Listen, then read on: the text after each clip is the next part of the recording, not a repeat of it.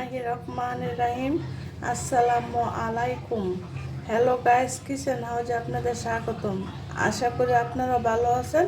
আল্লাহর রহমতে আমিও ভালো আছি। আজ আমি আপনাদের সাথে শেয়ার করব ছোট চিংড়ি মাছের ভর্তা রেসিপি। এখানে আমি চিংড়ি মাছগুলো সুন্দর করে পরিষ্কার করে নিয়েছি।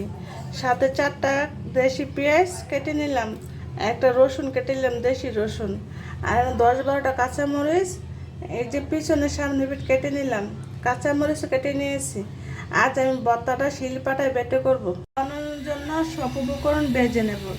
এখানে পরিমাণ মতো সরষের তেল দিয়ে দিলাম, রসুন আর কাঁচামরিচগুলো ভেজে নেব। কাঁচামরিচগুলো আমি এখন ডেকে দেব, ডেকে দিলে নরম হবে। কাঁচামরিচ ভাজা হয়ে গেছে, এখন আমি এগুলো সাইড করে নেব। এর মধ্যে পেঁয়াজগুলো ভেজে নেব। পেঁয়াজগুলো হালকা করে ভেজবো। এগুলোকে হালকা করে ভেজে নিয়েছি, এখন আমি নামিয়ে নেব।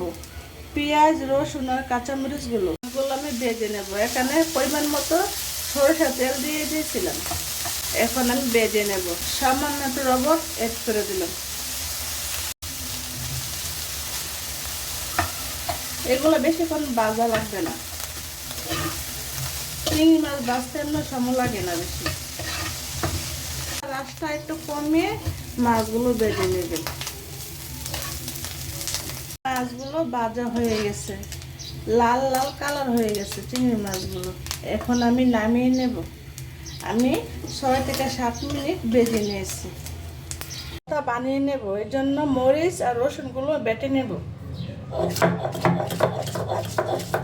পরিমাণ লবণ বেটে নেব। অল্প দিয়েছি কারণ আমি চিংড়ি মাছে লবণ দিয়েছি, আপনার লবণটা দেখে নেবেন। চিংড়ি মাছগুলো বেটে নেব। আপনার এই ভর্তাটা পাটা না বেটে ব্লেন্ডার করে বানাতে পারেন, আবার কাঁচা মাছের বদলে শুকনো মরিচ দিয়ে আপনারা ভর্তাটা বানিয়ে নিতে পারেন। মাছগুলোকে আমি ভালো করে বেটে পেঁয়াজগুলো হালকা করে বেটে নেব। ভর্তাটাকে হাতে ভালো করে মিশিয়ে নেব। সাথে ধনিয়া পাতা অ্যাড করে দেব। ধনিয়া পাতা অ্যাড করে দিয়েছি, আপনারা চাইলে ধনিয়া পাতাটা ভেজে নিতে পারেন।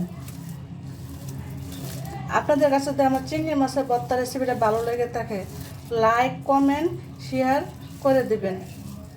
আর কমেন্ট বক্সে জানাবেন আর ভর্তাটা কেমন হয়েছে, বাসা ট্রাই করবেন।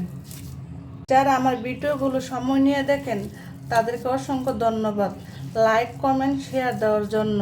আর যারা এখন আমার চ্যানেল সাবস্ক্রাইব করেন নাই, আমার চ্যানেলটা সাবস্ক্রাইব করে দিবেন। আল্লাহ হাফেজ।